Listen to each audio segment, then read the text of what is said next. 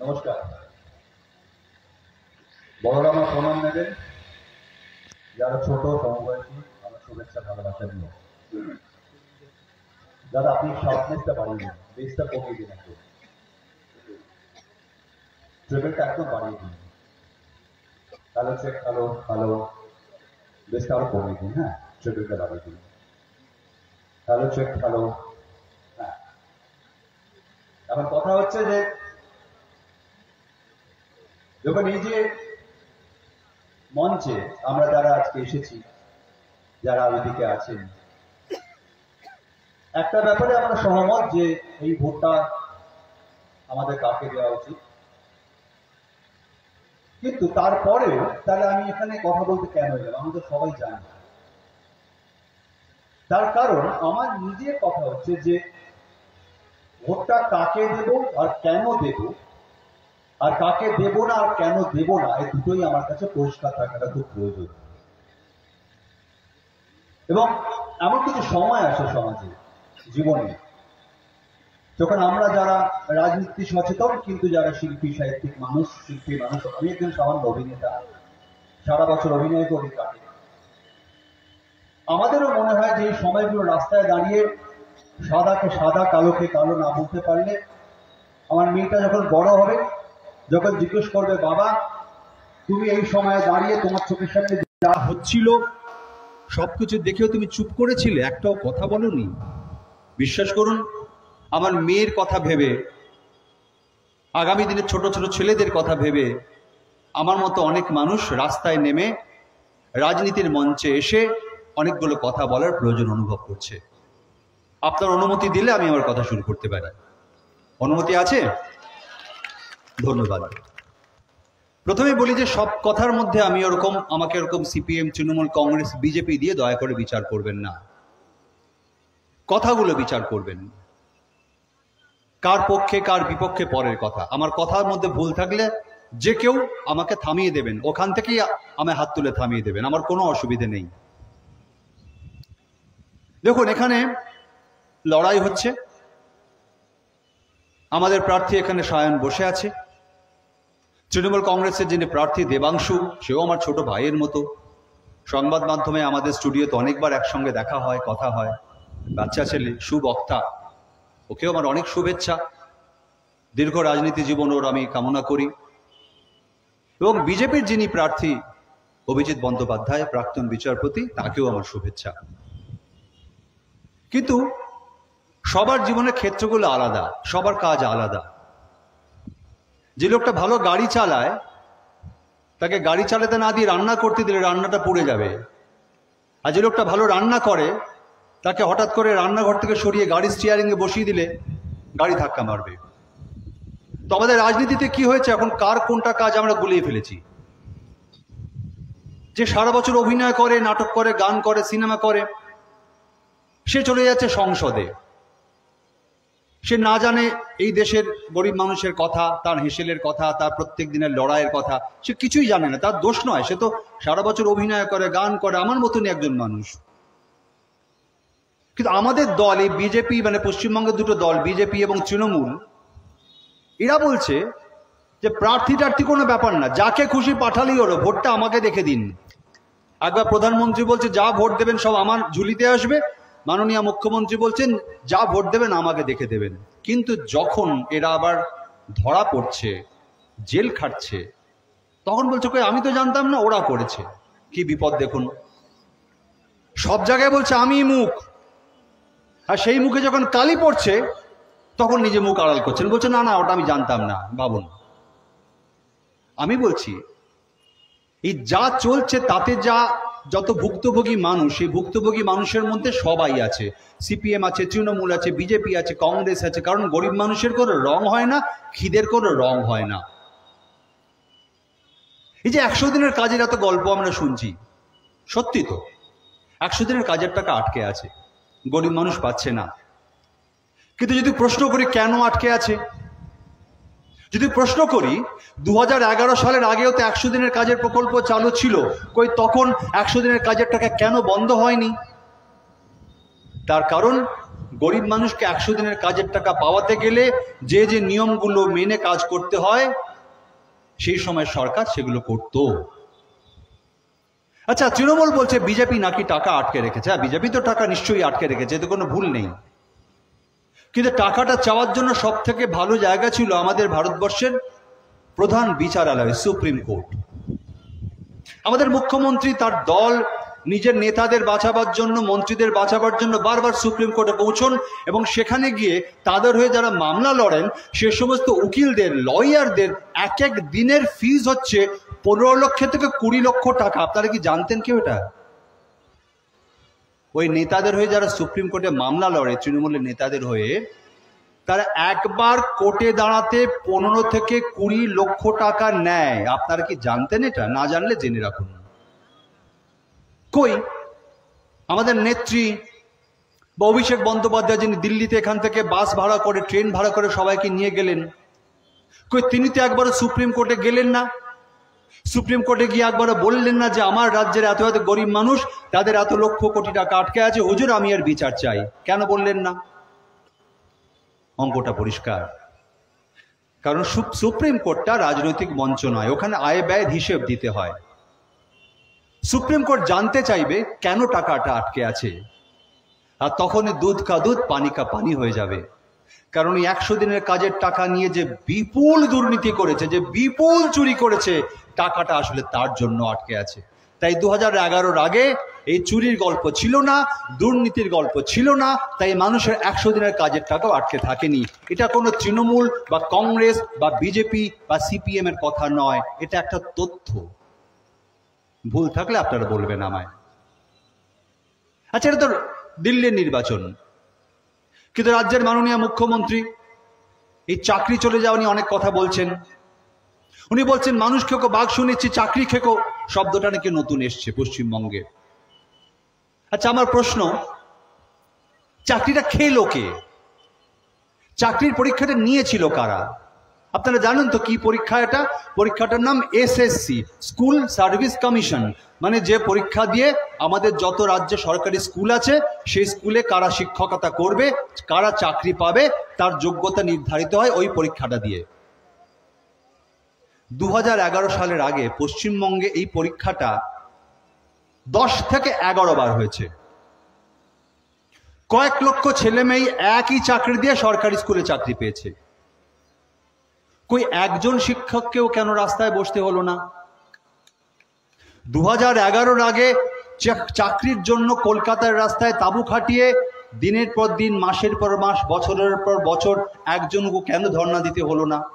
এটা কিন্তু কোনো পার্টির ব্যাপার নয়। যে ছেলে মেয়েগুলো ওখানে ধর্ণা দিচ্ছে, যে 26,000 ছেলে মেয়ের ভবিষ্যৎ অনিশ্চয়তার মুখে, তার মধ্যে সিপিএম আছে, তৃণমূল আছে, বিজেপি আছে, কংগ্রেস আছে, কোনো দলের নয় সেরকম ছেলে মেয়েও আছে। তাদের অনেকে বিয়ে থা করেছে, সংসার হয়েছে, সন্তান আছে, কারো বৃদ্ধ বাবা মা আছে, কেউ লোন করে বাড়ি কিনেছে। কি ভয়ঙ্কর অনিশ্চয়তার মধ্যে পড়ে গেল তারা। কিন্তু এই একই পরীক্ষা 2011-র আগে 34 বছরের বামফ্রন্ট সরকার 10 থেকে 11 বার নিয়ে 11 লক্ষ ছেলেমেয়ে, কয়েক লক্ষ ছেলেমেয়ে চাকরি দিয়েছিল। তাহলে 2011-র পর আমাদের মাননীয় মুখ্যমন্ত্রী কি পরীক্ষা নিলেন যে পরীক্ষায় কে পাশ করেছে আর কে ফেল করেছে সেটাই বলতে পারলেন না? কোর্ট কি করেছে? কোর্ট জানতে চেয়েছে সরকারের কাছে যে আপনারা বলুন কারা পাশ করেছে, কারা ফেল করেছে, আপনারা বলে দিন। আমরা যারা ফেল করেছে তাদের চাকরি থেকে সরিয়ে দেব, যারা পাশ করেছে, যারা চাকরি পাওয়ার যোগ্য তাদের আমরা চাকরিতে রেখে দেব। দিনের পর দিন, মাসের পর মাস, বছরের পর বছর আমার আপনার ট্যাক্সের টাকা খরচ করে সরকার কোর্টে এই লিস্টটা দিতে পারেনি। মাননীয় মুখ্যমন্ত্রী উকিলদের নিশানা করছেন, বিকাশ ভট্টাচার্যের কথা বলছেন, সায়নদের কথা বলছেন, মোহাম্মদ শামীমদের কথা বলছেন, যারা আমাদের এই লড়াই করছে যোগ্য ছেলে মেয়েদের জন্য। আচ্ছা, এই উকিলরা তারা কি চাকরি প্রার্থীদের বাড়িতে বাড়িতে গিয়ে মামলাগুলো চেয়েছিল? চাইনি। চাকরি প্রার্থীরা যখন বুঝলো যে তারা তাদের প্রাপ্য চাকরিটা পাচ্ছে না, তারা ন্যায় বিচারের আশায় কোর্টে গিয়েছিল। আর কোর্টে যেতে গেলে, নিজের কথাটা বলতে গেলে একজন উকিল লাগে। তখন তারা বিকাশ ভট্টাচার্য, কখনো সায়ন, কখনো শামীম, তাদের দ্বারস্থ হয়েছিল, সেই চাকরি প্রার্থীদের কথায় উকিলরা কোর্টে গিয়ে মামলা লড়েছিল। এখানে তাদের অপরাধটা কোথায়? বরং তারা এই মামলাটা লড়তে রাজি হয়েছিল বলে পশ্চিমবঙ্গের হাজার হাজার স্কুলে যে অযোগ্য ছেলেমেয়েরা টাকার বিনিময়ে চাকরি পেয়েছে আমরা সেটা জানতে পারলাম। দোষটা কার? পরীক্ষা নিলেন আপনি, আপনার হাতে পুলিশ, সিআইডি আপনার, শিক্ষা দপ্তর আপনার, সব তো আপনার। তাহলে আপনার ভাইরা ভাইপোরা কে কোথায় অযোগ্য প্রার্থীর থেকে কত টাকা নিয়ে তাকে চাকরিতে ঢুকিয়ে দিল আপনি জানতে পারলেন না? তাহলে নবান্নর ওই ওপরে বসে আপনি কি করছেন, কি করেন? যদি সামান্য খবরটা জানতে না পারেন, গোটা রাজ্য জুড়ে যেখানে লুট চলেছে। দেখুন এই কথাটা কেন বললাম এই কারণে, একটা কথা আছে ওই বলে মর্নিং শোজ দ্য ডে, মানে দিনের বেলা দেখে সকালবেলায় দেখে দিনটা আন্দাজ করা যায় কেমন চলবে। তো যারা পশ্চিমবঙ্গে কলকাতার অদূরে নবান্নর ওপরে বসে এই সামান্য কয়েকটা পরীক্ষা নিতে গিয়ে এই এত ব্যাপক দুর্নীতির মধ্যে নিজেদের হাত ডুবিয়ে দিয়েছে, তারা দিল্লিতে ক্ষমতায় গেলে, ক্ষমতার কাছাকাছি থাকলে, লোকসভায় গেলে, সুযোগ পেলে তারা কত লক্ষ কোটি টাকা দুর্নীতি করতে পারে, শুধু এইটা আন্দাজ করার জন্য আমি আপনাদের কথাটা বললাম। এটা আপনারা আন্দাজ করুন। আমার 10 টাকা চুরি করার সামর্থ্য আছে, 10 টাকা চুরি করেছে। আমার যেদিন 1 কোটি টাকা চুরি করার সামর্থ্য আসবে, সুযোগ আসবে, আমি কি ছাড়বো? আপনাদের বলবো যে সবকিছুর মধ্যে দয়া করে দল দেখবেন না। ওই যে অযোগ্য ছেলেমেয়েরা যাদের মাননীয় মুখ্যমন্ত্রী বলছে ওরাও চাকরিতে থাক, আচ্ছা ওরা চাকরিতে থাকলে কি হবে আপনি নিজে ভাবুন একবার। আপনি যদি জানেন যে একটা স্কুলে মাস্টারমশাইরা শিক্ষক হওয়ার যোগ্য নয়, আপনি কি আপনার ছেলে মেয়েকে ওখানে পাঠাবেন? আমি তো পাঠাবো না, আপনারাও পাঠাবেন না। তারপরের স্টেপটা কি? আপনি যখন, আমি যখন, আমরা সবাই যখন সরকারি স্কুলে আমার ছেলে মেয়েদের পাঠানো বন্ধ করে দেব, সরকারি স্কুলগুলো আস্তে আস্তে বন্ধ হবে। পশ্চিমবঙ্গে এমনিতেই হাজারে হাজারে সরকারি স্কুল অলরেডি বন্ধ হয়ে গেছে। সরকার কি বলবে? ছাত্র নেই তাই স্কুল বন্ধ করে দিলাম। তারপর কি হবে? আমার আপনার বাড়ির ছেলেমেয়েরা যাবে কোথায়? আমরা তখন বাধ্য হব প্রাইভেট স্কুলের কাছে যেতে, সরকারি স্কুলের কাছে যেতে। আমাদের মায়েরা বছরে যারা লক্ষ্মীর ভান্ডারের জন্য 12,000 টাকা পান, সেই মায়েদের একটা ছেলেকে একটা প্রাইভেট স্কুলে ভর্তি করতে একবারে 10,000 টাকা বেরিয়ে যাবে। যদি আপনারা এটা চান তাহলে বারবার করে তৃণমূল কংগ্রেস এবং তার প্রার্থীকে ভোট দিন, অথবা বিজেপিকে ভোট দিন। আর যদি আপনারা চান যে 2011-র আগে যে স্বচ্ছতা নিয়ে, যে সততা নিয়ে পরীক্ষা হতো, যোগ্য ছেলেমেয়েরা চাকরি পেত, যদি আপনি চান তাহলে আপনাকে সায়নদের পাশে দাঁড়াতে হবে। সায়ন কি যে ইয়াং জেনারেশন, আমি আগের দিনে বলেছি নিরঞ্জনদের সাথে আমার সত্যি একটা পুরনো ব্যক্তিগত সম্পর্ক, এবং আপনাদের এই অঞ্চলের অনেককেই আমি ব্যক্তিগতভাবে চিনি। কিন্তু আজকে যে ইয়াং ব্লাড, এই যে পরিতোষ, সায়ন, ওখানে মীনাক্ষী, শতরূ, সৃজন, প্রতিকূর, ধ্রুব, ময়ূখ, মানে যেদিকে তাকাচ্ছি আমরা, গোটা রাজ্য জুড়ে এই অবস্থা পাল্টানোর জন্য এরা জান পান লড়াই করছে। আচ্ছা কি হতো যদি এরা রাজনীতিতে না আসতো? দেখুন, একটা যখন নদীতে স্রোত বয়, আপনি স্রোতের দিকে তাকাবেন, যেদিকে স্রোত যাচ্ছে কি ভেসে যায়? ওদিকে আবর্জনা, মল মূত্র, মরা। স্রোতের উল্টো দিকে সাঁতার কাটতে গেলে বুকে দম লাগে। সায়ন্তের দম আছে, তাহলে এই বাজারে নিজেদের ক্যারিয়ার জলাঞ্জলি দিয়ে ও স্রোতের উল্টো দিকে সাঁতার কাটছে। তাই ওদের এগিয়ে দেওয়ার দায়িত্বটা আপনাদের। শুধু আপনারা নন, শুধু এখানে যারা আছে তারা নয়, দল মত নির্বিশেষে যারা আছে তাদের দায়িত্ব হচ্ছে স্রোতের উল্টো দিকে বুক চিতিয়ে যারা সাঁতার কাটছে তাদেরকে এগিয়ে দেওয়ার, কারণ তাদের হিম্মত আছে পশ্চিমবঙ্গের অন্ধকার দিনটা দূর করার। আপনি শুধু ঠান্ডা মাথায় ভাবুন, দলের কথা সরিয়ে রাখুন। এই রাজ্যের এই কেন্দ্রের বিজেপির যিনি প্রার্থী, প্রাক্তন বিচারপতি অভিজিৎ বন্দ্যোপাধ্যায়, আমি ব্যক্তিগতভাবে একটা সময় তাকে নৈতিকভাবে সমর্থন করতাম। তার কারণ কিন্তু এটা নয় যে তিনি তৃণমূলের নেতাদের জেলে পড়েছিলেন, না, একবারও তার জন্য নয়। আমি এই কারণ সমর্থন করতাম তিনি একজন বিচারক হয়েও, একজন আইনের লোক হয়েও তিনি নৈতিকতাকে আইনের ঊর্ধ্বে স্থান দিয়েছিলেন। তাই বিচারের বাইরেও তিনি এমন অনেক মন্তব্য করছিলেন যেগুলো হয়তো আইনসম্মত নয়, কিন্তু নৈতিক দিক থেকে সেগুলো নৈতিকতার কি বলবো, নৈতিকতার দৃষ্টান্ত তৈরি করেছিলেন। আমার সমর্থন ছিল। এবং আমরা জানি, ভারতবর্ষের সংবিধান পড়লে আমরা দেখব নৈতিকতার স্থান আইনের অনেক ওপরে। আইন তো কোর্ট কাচারির ব্যাপার। নৈতিকতা আমরা কোথায় শিখি? বাড়িতে শিখি, স্কুলে শিখি, কলেজে শিখি, শিক্ষকদের থেকে শিখি, গুরুজনদের থেকে শিখি। নৈতিকতা অনেক ওপরে। সেই মানুষটা যখন বিজেপিতে যোগ দিলেন, তখন তাকে একটা টেলিভিশন চ্যানেলে প্রশ্ন করা হয়েছিল, গান্ধী না গডসে? আপনারা জানেন জাতির জনক মহাত্মা গান্ধী, সারা পৃথিবী যাকে শ্রদ্ধা করে, সম্মান করে, যার আদর্শে অনুপ্রাণিত হয়, সে মহাত্মা গান্ধীকে যিনি খুন করেছিলেন তার নাম নাথুরাম গডসে। আপনারা কি মনে করেন এই খুন ন্যায় হয়েছিল, উচিত হয়েছিল? আমি মনে করি না, ভারতবর্ষের কেউ মনে করে না। তাহলে প্রাক্তন বিচারপতিকে যখন জিজ্ঞেস করা হলো আপনি গান্ধী না গডসে কার পক্ষে, উনি বলতে পারলেন না। 1 মিনিট চুপ করে থেকে বললেন ভাবতে হবে। নৈতিকতার শেষ হয়ে গেল, অধঃপতন হলো। রাজনীতিতে যুক্ত হওয়ার সঙ্গে সঙ্গে যে মানুষটার এতটা নৈতিকতা অধঃপতন হতে পারে, সে আগামী দিনে ভারতবর্ষকে, পশ্চিমবঙ্গকে, এই কেন্দ্রের কোনো মানুষকে কোনো বৃহৎ স্বপ্ন দেখাতে পারে না। এটা বিজ্ঞানসম্মতভাবে সম্মত নয়।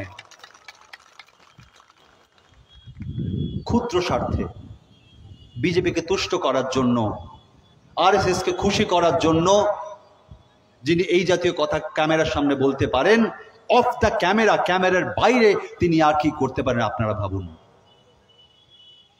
এই মানুষগুলো যে দলে যায়, সেই দলের কর্মকাণ্ডগুলো একবার দেখুন। বিজেপি কি বলছে? সবকা সাথ সবকা বিকাশ। আচ্ছা, কার বিকাশ? আপনি বলুন।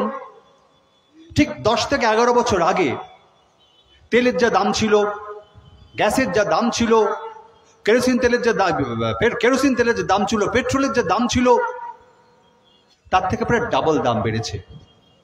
কিন্তু 10-11 বছরে, 12 বছরে আপনাদের কারো রোজগার ডাবল হয়েছে? হলে আমাকে হাত তুলে বলবেন।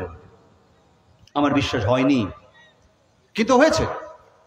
আপনারা দেখবেন এই কোভিড চলাকালীন, করোনা কালে ভারতবর্ষের কতগুলো ব্যবসায়ী আছে, ওই আদানি আম্বানি তাদের নাম, আপনি কাগজ খুলে দেখবেন তাদের সম্পত্তি এই কয়েক বছরে কয়েকশো গুণ বৃদ্ধি পেয়েছে। তার মানে সবকা সাথ সবকা বিকাশ নয়, কুছ কুছ লোগো কা বিকাশ এই মোদির জমানায় হয়েছে। আপনি যদি চান যে আপনি আরো গরিব হয়ে যান, আপনি সারাক্ষণ ধর্ম ধর্ম ধর্ম ধর্ম করে বুঁদ হয়ে থাকবেন, খিদে নিয়ে ভাববেন না, স্বাস্থ্য নিয়ে ভাববেন না, জিনিসের দাম নিয়ে ভাববেন না। আপনি যদি চান আদানি আম্বানিদের হাতে আরো টাকা আসুক, ইলেকট্রাল বন্ডে বিজেপি আরো প্রচুর প্রচুর টাকা পাক, যদি আপনি চান তাহলে আপনি অভিজিৎ বন্দ্যোপাধ্যায়কে ভোট দিন। আর যদি না চান, যদি মনে করেন এই 12-13 বছরে জিনিসপত্রের দাম থেকে শুরু করে যা যা দাম বৃদ্ধি পেয়েছে তা অন্যায় হয়েছে, তাহলে আপনাকে সায়নদের পাশে দাঁড়াতে হবে। আমি একটু চুপ করছি। আমার ধারণা সেলিম দা বোধহয় এসে গেছেন, তাই তো? সেলিম দা এসে গেছেন। সেলিম দা বসলে আমি আবার আপনাদের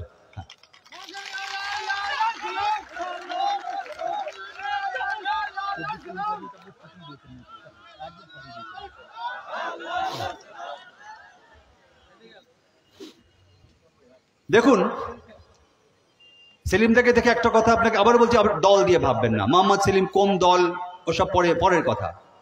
শুধু এটা ভাবুন যে মোহাম্মদ সেলিমের দল 34 বছর সরকার চালিয়েছে। আচ্ছা, দিদিমণি বলে যে সিপিএম এর সঙ্গে বিজেপির বিরাট আঁতা, তাই নাকি সিবিআই, ইডি খালি তৃণমূলের লোকদের ধরে, সিপিএম এর লোকদের ধরে না। আচ্ছা, দিদির হাতে তো একটা পুলিশ আছে, সিআইডি আছে, তারা তো বিজেপির আন্ডারে নয়। তাহলে 34 বছর সরকার চালানোর মোহাম্মদ সেলিমের দল তাদের একজনের সাদা ধুতিতে সাদা পাঞ্জাবিতে কালির ছিটে দেওয়ার হিম্মত এই 12-13 বছরে দিদিমণি সরকারের কেন হলো না?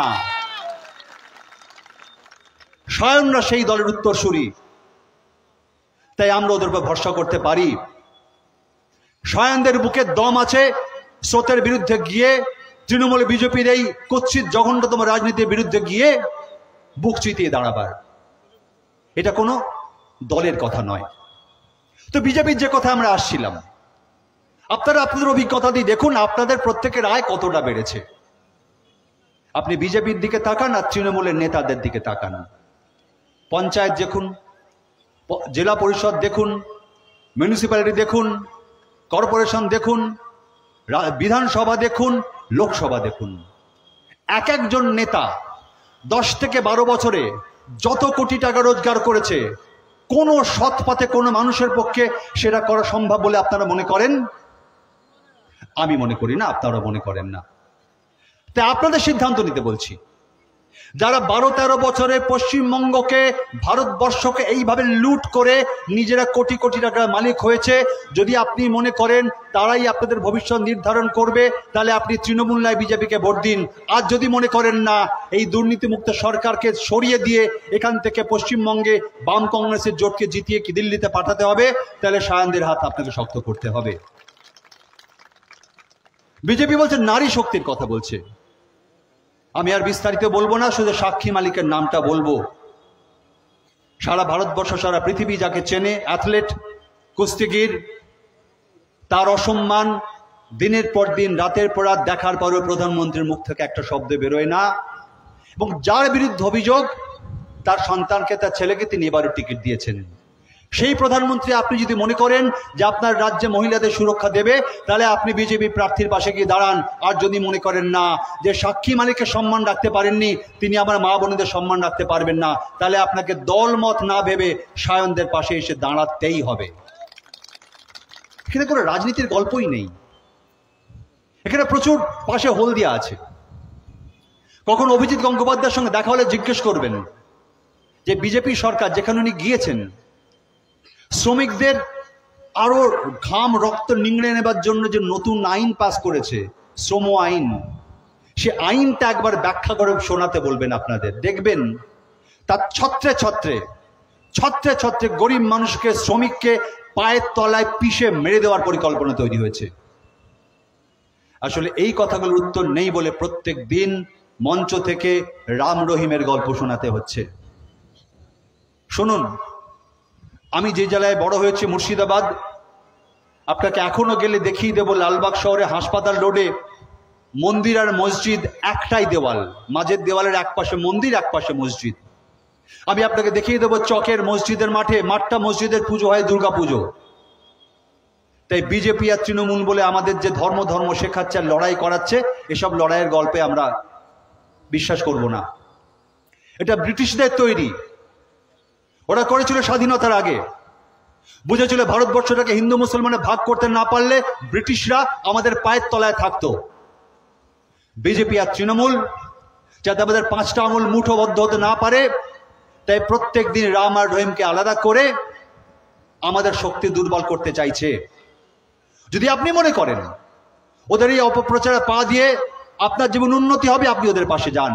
আর যদি মনে করেন না, গরিব মানুষের হক আদায় করতে গেলে রাম রহিমের আলাদা গল্প না শুনে তাদের একসাথে এক মিছিলে দাঁড়িয়ে লড়াই করতে হবে, তাহলে আপনাকে বাম কংগ্রেসের জোটের পাশে আসতে হবে, সায়নদের পাশে আসতেই হবে।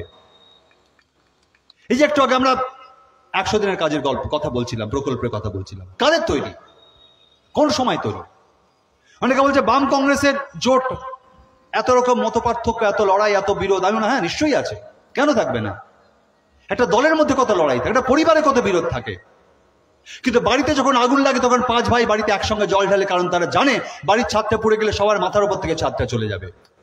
তাই পশ্চিমবঙ্গে আজকে যে অবস্থা দাঁড়িয়েছে, তাদের সমস্ত বিজেপি তৃণমূলের বিরুদ্ধে যে যেখানে আছেন সবাইকে এক জায়গায় দাঁড়াতে হবে। কি চান আপনারা? পশ্চিমবঙ্গের গ্রামে গ্রামে ওষুধের দোকানের থেকে মদের দোকান বেড়ে গেছে। যদি আপনারা চান, যদি মনে করেন এটাই উন্নয়ন, তাহলে তৃণমূলকে ভোট দিন। যদি আপনারা মনে করেন আপনাদের বাড়ির ইয়াং ছেলেরা সন্ধ্যা থেকে মদের ডুব হয়ে থাকবে, তাহলে তৃণমূলকে ভোট দিন। আর যদি মনে করেন না, এর বিরুদ্ধে রুখে দাঁড়াতে হবে, তাহলে আপনাকে সায়নদের পাশে দাঁড়াতে হবে। ব্যক্তি সায়নের জন্য নয়, সায়ন প্রতিনিধি, সেই দলের প্রতিনিধি, সেই মানুষের প্রতিনিধি যারা পশ্চিমবঙ্গকে এই অবস্থা থেকে বের করে আনতে চায়। প্রত্যেক দিন গোটা রাজ্য জুড়ে তৃণমূল কংগ্রেস যেভাবে প্রশাসনকে ব্যবহার করে বিরোধী কণ্ঠস্বরকে স্তব্ধ করার চেষ্টা করছে, ঠিক একইভাবে বিজেপি ভারতবর্ষে বিরোধী কণ্ঠস্বরকে থামিয়ে দিচ্ছে। একের পর এক অধ্যাপক, শিল্পী, সাহিত্যিক, কবি সবাইকে জেলে ঢুকিয়ে দিচ্ছে। তৃণমূল কংগ্রেসের দিকে তাকান, সাংবাদিক থেকে শুরু করে কাউকে বাদ দিচ্ছে না, কারণ দুজনেই এক। বিজেপি বলছে বিরোধী মুক্ত ভারতবর্ষ, তৃণমূল বলছে বিরোধী শূন্য পশ্চিমবঙ্গ। কেন? এই যে বিপুল লুট, বিপুল দুর্নীতি, বিরোধিতা করার কেউ থাকবে না।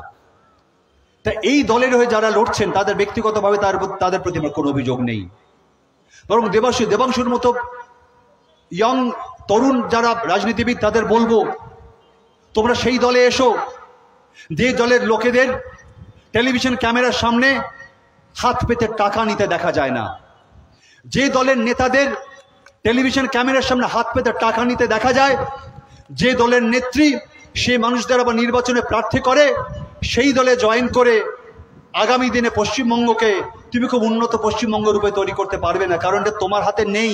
তোমার নেত্রী সমস্ত করাপ্ট নেতাদের বড় বড় পোস্টে পাঠিয়েছেন। আচ্ছা, বিজেপি বলছে দুর্নীতিমুক্ত ভারত, এটা আপনাদের জেলা শুভেন্দু অধিকারী। 2020 আগে শুভেন্দু অধিকারী সম্পর্কে বিজেপির মূল্যায়ন কি ছিল, মুকুল রায় সম্পর্কে কি বক্তব্য ছিল আপনারা জানেন? মহারাষ্ট্রের দিকে তাকান, আসামের দিকে তাকান, যেখানে যেখানে বিজেপি যাদেরকে চোর বলেছে 2020 এই সময়ে যারা যারা বিজেপিতে জয়েন করেছে, বিজেপি প্রত্যেককে হয় মুখ্যমন্ত্রী, নয় বড় মন্ত্রী, নয় দলের বড় পদাধিকারী বানিয়ে দিয়েছে। আপনারা মনে করেন বিভিন্ন দল থেকে দুর্নীতিগ্রস্ত একের পর এক মানুষকে নিজেদের দলে এনে দুর্নীতিমুক্ত ভারত, স্বচ্ছ ভারত গড়ে তোলা সম্ভব? সম্ভব নয়। এই প্রশ্নের উত্তর নেই ওদের কাছে। আমি আপনাদের বলছি, আপনারা পাড়ায় পাড়ায় তৃণমূল, বিজেপি যারা আছেন, কর্মী আছেন, নেতা আছেন, তাদেরকে প্রশ্নগুলো করুন যে ভোটটা তোমাদের কেন দেব। উত্তরগুলো চাই আমরা। অর্জুন সিং চলে এলেন আবার তৃণমূলে, আবার বললেন বিজেপিতে যাব, আবার চলে গেলেন বিজেপিতে। ঠিক তৃণমূলে একই জিনিস হয়। রাজীব ব্যানার্জি, বাবুল সুপ্রিয় আবার চলে এলেন তৃণমূলে। আপনি শুধু ভেবে দেখুন আগামী প্রজন্মের কাছে কি দৃষ্টান্ত তৈরি করেছে এরা। যদি এই পশ্চিমবঙ্গ আপনার কাছে কাম্য হয়, আপনি চান, তাহলে এদের পাশে দাঁড়ান। না, যদি মনে না পশ্চিমবঙ্গকে ঘুরে দাঁড়াতে হবে, কলকারখানা নেই, শিল্প নেই, পশ্চিমবঙ্গ একমাত্র রাজ্য, তৃণমূল কংগ্রেস একমাত্র দল যারা পশ্চিমবঙ্গ থেকে টাটার মতো একটা কারখানাকে তাড়িয়ে সেটা উদযাপন করতে পারে। ভারতবর্ষের দৃষ্টান্ত কোথাও নেই। গত 12-13 বছরে পশ্চিমবঙ্গে একটা নতুন কলকারখানা তৈরি হয়নি। হলদিয়ার কলকারখানা একটার পর একটা বন্ধ হয়ে যাচ্ছে। তোলাবাজিতে গোটা রাজ্য ভরে গেছে। পশ্চিমবঙ্গের বাইরের দিকে তাকান, মধ্যপ্রদেশে তাকান, উত্তরপ্রদেশে তাকান, একই গল্প।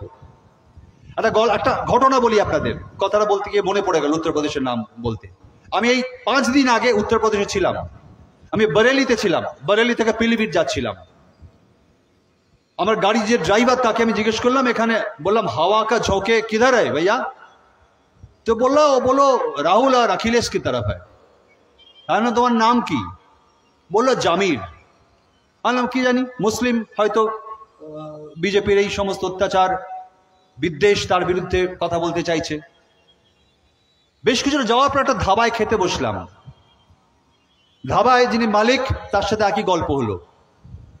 যখন সেও বলছে যে হাওয়াকে ঝোঁকে রাহুল আর অখিলেশের দিকে, আমি দেখলাম ধাবাটার নাম কি, আবার লেখা আছে শ্রীরাম।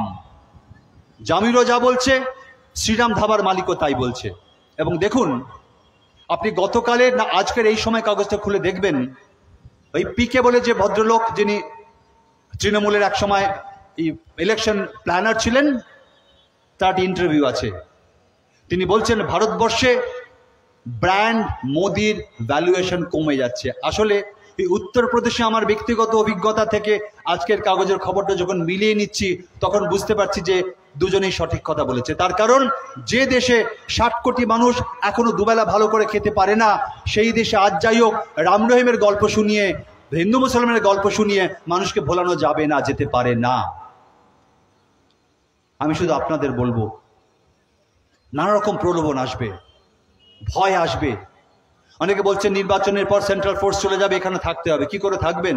একটা কথা বলে যাচ্ছি আপনাদের, নির্বাচন মিটে গেলে এই কোর্টে যখন চাকরি প্রার্থীদের কেসটা আবার উঠবে, এসএসসি বলেছে আমরা যোগ্য অযোগ্য আলাদা করতে পারবো। 8 থেকে 9,000 অযোগ্য প্রার্থীর নাম এমনি নাকি তাদের কাছে আছে। এই 9,000 অযোগ্য প্রার্থীর নাম যখন কোর্টে বেরিয়ে যাবে, তারা যখন চাকরি থেকে চলে যেতে বাধ্য হবে, ওই 9,000 লোকেরা তৃণমূলের যে সমস্ত ভাইপো ভাইদের টাকা দিয়েছিল তাদের দরজায় দরজায় টাকার জন্য হামলা করবে। এরা নিজেরা কেউ পালাতে পথ পাবে না। তাই যারা আপনাকে চমকাচ্ছে তাদের বলবেন যে আর কিছুদিন পর ভাই তোমরা কোথায় মুখ লুকাবে, কোথায় শেল্টার নেবে, তোমরা নিজেদের রাস্তায় রাখো, আমাদের নিয়ে ভাবতে হবে না। শুধু এইটুকু ভরসা রাখুন, পশ্চিমবঙ্গে বিজেপিকে তৃণমূল যেভাবে পথ করে দিয়েছে, সেই পথটা আটকানোর ক্ষমতা আপনাদের আছে। পশ্চিমবঙ্গে বিজেপি তৃণমূল বলছে তারা নাকি বিজেপির বিরুদ্ধে সব থেকে বড় শক্তি। আচ্ছা, পশ্চিমবঙ্গে 2011 অব্দি 34 বছর সরকার ছিল বামেদের, তার আগে কংগ্রেসের ছিল। বিজেপির কটা সিট ছিল এখানে? কজন এমএলএ ছিল? কজন এমপি ছিল? মনে করতে পারবেন না, ছিলই না, নামে মাত্র একটা ছিল, তাও একবারের জন্য। অথচ দিদিমণির সরকার 12 থেকে 13 বছর হলো, বিজেপির প্রায় 77 জন এমএলএ, 18 জন এমপি। তাহলে আপনি বলুন, যার আমলে পশ্চিমবঙ্গে বিজেপির কাজটা এত বড় হলো, তিনি কি বিজেপির বিরুদ্ধে লড়াইয়ের আসল মুখ, নাকি বাম কংগ্রেসের জোট, যারা 2004 সালে বিজেপিকে আটকাতে দিল্লিতে সরকার করেছিল, 60 জন উপরে সাংসদ দিয়ে বামপন্থীর একটা মন্ত্রিত্ব দাবি না করে একের পর এক জনকল্যাণমূলক কাজ করে গেছে এবং বিজেপিকে আটকে দিয়েছিল। বিজেপি আটকাবার সব থেকে বড় ক্ষমতা কাদের আছে তাহলে? তৃণমূল বিজেপিকে তলা দিয়ে খাল কেটে দিচ্ছে, জলটা ঢোকাচ্ছে। আমি একটা গল্প বলে বক্তব্য শেষ করবো, আর অনেকে বলবেন। সেলিম দা চলে এসছেন। একটা বাসে দুজন হকার শনপাপড়ি বিক্রি করছে। শনপাপড়িটা সেদিন খারাপ, পচা। ওরা দুজনেই তাড়াতাড়ি বিক্রি করে নেমে যেতে চাইছে। একদিন উঠে বলছে 10 টাকা 10 টাকা 10 টাকা 10 টাকা 10 টাকা। আরেকটা হকার বলছে, তুই এখন কেন উঠেছিস এই বাসে? আমার টাইম, তুই নাম, আমি বিক্রি করব। বলছে না, আমি নামবো না, তুই যা পারিস কর, আমি নামবো না। দুজনের খুব লড়াই লেগে গেছে। তখন দ্বিতীয় হকারটা বলছে, আমি 9 টাকা 9 টাকা 9 টাকা 9 টাকায় দেবো, 9 টাকায় দেবো। তখন আগের লোকটা বলছে, আমি 8 টাকায় দেবো। লড়াই চলছে, পাল্লাপাল্লি, ওই পাল্লাপাল্লি গান হয় দেখেছেন, ওই জিনিস চলছে। এই করতে করতে একজন বলছে 6 টাকা, বলছে 5 টাকা 5 টাকা 5 টাকা 5 টাকা। আর বাস ভর্তি লোক হুড় করে কিনছে, এত সস্তায় গোটা প্যাকেট শনপাপড়ি সব বিক্রি হয়ে গেল। দুজনের প্যাকেট বিক্রি শেষ। আধ ঘন্টা পর দেখা যাচ্ছে ওই দুজনে বাস স্ট্যান্ডের একটা কোণে বসে চা খাচ্ছে আর খুব খোঁজ গল্প করছে। আসলে দুজনে প্ল্যান করে উঠেছিল পচা শনপাপড়িটা মানুষকে বেচতে হবে। তাই নকল লড়াইয়ের প্ল্যান করে বাসে উঠে তুই না আমি, আমি না তুই, এই লড়াই করতে করতে গোটা শনপাপড়ি, পচা শনপাপড়ি গোটা বাসের লোকেদের বেচে দিয়ে বাইরে বসে গল্প করছে। বিজেপি আর তৃণমূলের লড়াইটা ওই দুজন হকারের মতো। এটা যদি আপনারা বুঝতে পারেন, আমার বিশ্বাস সঠিক দিনে আপনারা সঠিক সিদ্ধান্ত নিয়ে নেবেন। আমি শুধু শেষ কথা বলবো যে গোটা পশ্চিমবঙ্গে সেলিম দাদের হাত ধরে যে নতুন ব্রিগেড এখানে পরিতোষ আছে, ইব্রাহিম আছে, যে ইয়াং ব্রিগেড জান কবুল লড়াইতে নেমেছে, বড় হিসেবে, গার্জেন হিসেবে তাদের পাশে থাকুন। পশ্চিমবঙ্গকে আগামী দিনে পাল্টে দেবার ক্ষমতা এদের আছে। মুর্শিদাবাদে সেলিম দা পথ দেখিয়েছেন। এই কেন্দ্রে যারা আছেন, গোটা রাজ্য জুড়ে যেখানে যারা লড়ছেন, তারা প্রত্যেকে বুক চিতে সেই লড়াইটা করছেন। জোটটা বাম কংগ্রেসের নয়, জোটটা বাম কংগ্রেসের সঙ্গে সাধারণ মানুষের, জোটটা মানুষ বেঁধেছে। তাই বিজেপি বলুন, তৃণমূল বলুন, কারো হিম্মত হবে না সেই জোটে ফাটল ধরাবার। আপনারা সবাই ভালো থাকবেন, সঠিক দিনে সঠিক সিদ্ধান্ত নেবেন এবং সায়নের মতো যোগ্য প্রার্থীকে দিল্লিতে পাঠিয়ে আপনার কেন্দ্রের শোক, দুঃখ, দুর্দশার কথা দিল্লির প্রধানমন্ত্রীর দপ্তরে পৌঁছে দেওয়ার ব্যবস্থা করবেন এবং আমার বিশ্বাস আপনারা সঠিক সিদ্ধান্ত নেবেন। সবাই খুব ভালো থাকবেন। শুভরাত্রি।